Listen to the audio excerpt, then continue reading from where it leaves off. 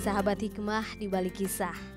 Tak seperti kebanyakan kepala desa, Yudi Setiadi di sela tugasnya mengambil sampah warga, menggunakan kendaraan bak terbuka miliknya. Dibantu seorang warga, Kepala Desa Balekambang, Kecamatan Nagrak, Kabupaten Sukabumi, Jawa Barat ini berkeliling, menyisir rumah warga untuk mengangkut sampah yang disimpan di halaman rumah. Yudi tak terlihat canggung mengangkut sampah untuk dibawa ke tempat pembuangan sampah sementara di wilayah desanya. Bahkan guyuran hujan pun tak menghalanginya, karena ingin lingkungan yang bersih dan jauh dari berbagai penyakit akibat tumpukan sampah. Yudi sebagai pemimpin telah memberi contoh.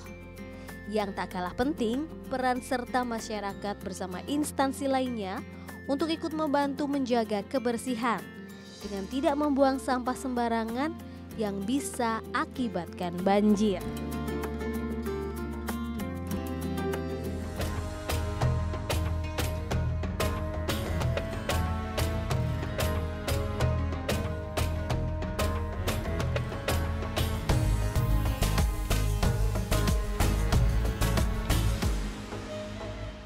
Assalamualaikum warahmatullahi wabarakatuh. Senang sekali rasanya kita bertemu dalam acara Hikmah di Balik Kisah bersama saya Rika Indria Suari dan Ustadz Zaki Mirza. Assalamualaikum Ustadz. Waalaikumsalam warahmatullahi wabarakatuh. Alhamdulillah sehat walafiat. Alhamdulillah sehat. Nah, sahabat hikmah, tadi luar biasa banget ya.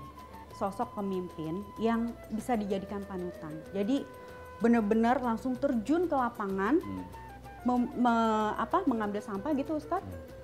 Dan ya itu kalau misalkan nggak mau banjir, ya harus jaga kebersihan. Betul. Begitu ya. Dan bisa dijadikan contohnya langsung dengan aksi. Betul. Itu gimana tuh Ustadz? Ada pemimpin yang bisa dijadikan contoh benar-benar langsung dengan aksi untuk menjaga kebersihan. Baik. Memang setiap kita ini adalah pemimpin ya. Kullukum ra'in wa kullukum mas'ulun an ra'iyatihi. Karena setiap kita ini pemimpin, minimal memimpin diri sendiri. Dan setiap kita akan ditanya, diminta pertanggungjawaban atas apa yang kita pimpin. Nah, sebagai pemimpin ini kan banyak yang diurus nih ya.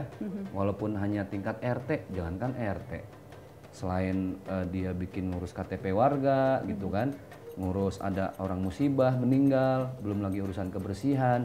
Tapi kalau kita lihat yang tadi teman-teman, subhanallah, bagaimana dia langsung memberikan contoh. Yeah. Ini yang sulit. Pemimpin memberikan contoh bukan hanya merintah. Langsung terjun ke lapangan mau kotor-kotoran. Betul, itu yang susah. Kenapa? Karena itulah yang dicontohkan oleh baginda Rasulullah SAW. Saya sering menggunakan kalimat Rasulullah itu mencontohkan. Karena Rasul dia berbuat lebih dahulu dan dilihat oleh para sahabat. Yeah. Sehingga para sahabat yang lain mengikuti. Contoh misalnya gini, nah ini contoh lagi kan ngomongin contoh. Ketika ada seorang sahabat baginda Rasulullah SAW yang kemudian Rasul melihat dia mengambil duri dari jalan. Ketika Rasul tanya, kenapa engkau ambil duri itu? Karena ya Rasul, saya memikirkan orang yang berjalan setelah saya. Apa kata Rasul? Maka surga bagimu. Masya Allah. Nah, itu cuma ngangkat duri, bisa dapat surga karena nyelamatin yang lain. Dalam hal sampah, saya rasa Rasulullah satu sosok pemimpin yang selalu mencontohkan kebersihan. Itulah kenapa sampai ada hadis yang beliau bersabda, waqalan Nabi an-nazafatu minal iman. Kebersihan itu sebagian daripada iman. Jadi kalau ngaku beriman, ya harus menjaga kebersihan. Gitu. Tuh, beriman nggak? Bukannya jaga kebersihan. Jaga kebersihan. Jadi gini, ada di Mesir lu namanya Syekh Muhammad Abduh. Syekh Muhammad Abduh ini dia datang ke Eropa. Ya. Sampai di Eropa dia bilang apa? Saya tidak melihat Muslim di Eropa. Tapi kenapa ya? Saya kok melihat nilai-nilai Islam. Jadi di Eropa ini Muslimnya jarang. Tapi nilai-nilai Islamnya justru sangat kental banget. Sebaliknya ketika Syekh Muhammad Abduh masuk ke Asia Tenggara, beliau bilang apa?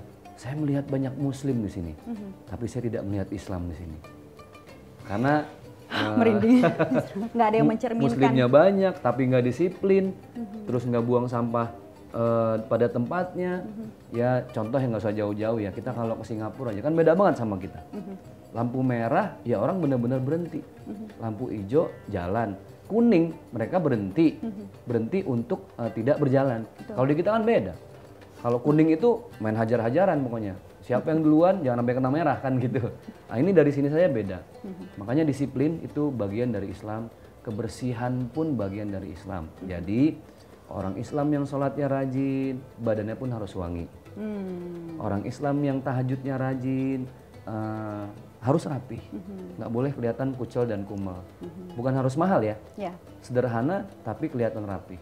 Itu yang dicontohkan Rasulullah. Tapi kalau misalkan ada yang sholatnya rajin, ibadahnya rajin, baca Al-Quran, cuman rumahnya kotor, tuh gimana tuh?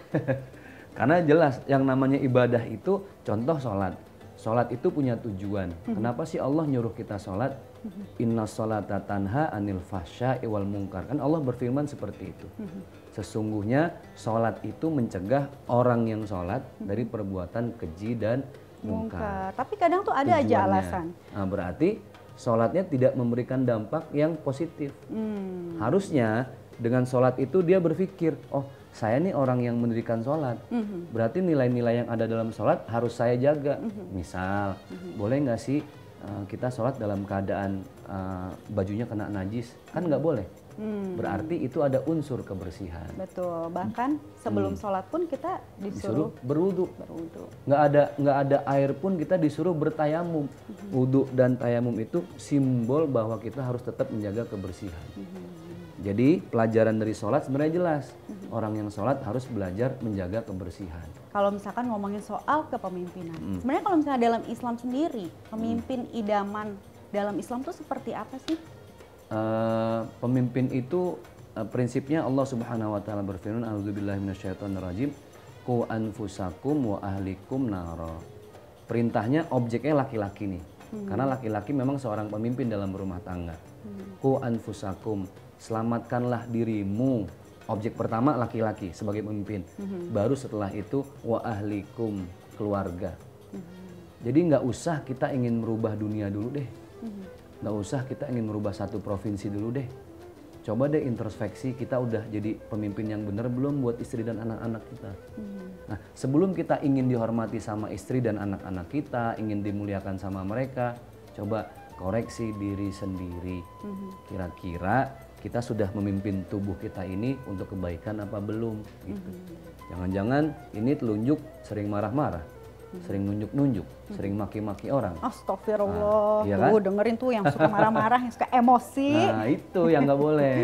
Jadi minimal sekarang adalah bagaimana memimpin diri sendiri.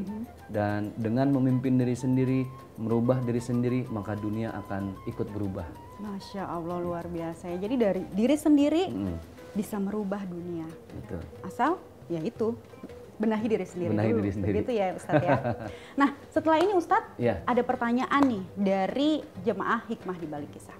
Pertanyaannya itu soal ada yang mau nikah, tapi nggak boleh belum boleh sama keluarganya. Nah karena ini jemaah kita belum dianggapnya sih pendapatannya belum cukup begitu. Nah kira-kira gimana nih dalam Islam, boleh nggak sih kalau nikah tanpa izin, dan hukumnya gimana nih untuk keluarganya sendiri yang tidak memperbolehkan seseorang yang mau menikah tapi nggak boleh gitu ya?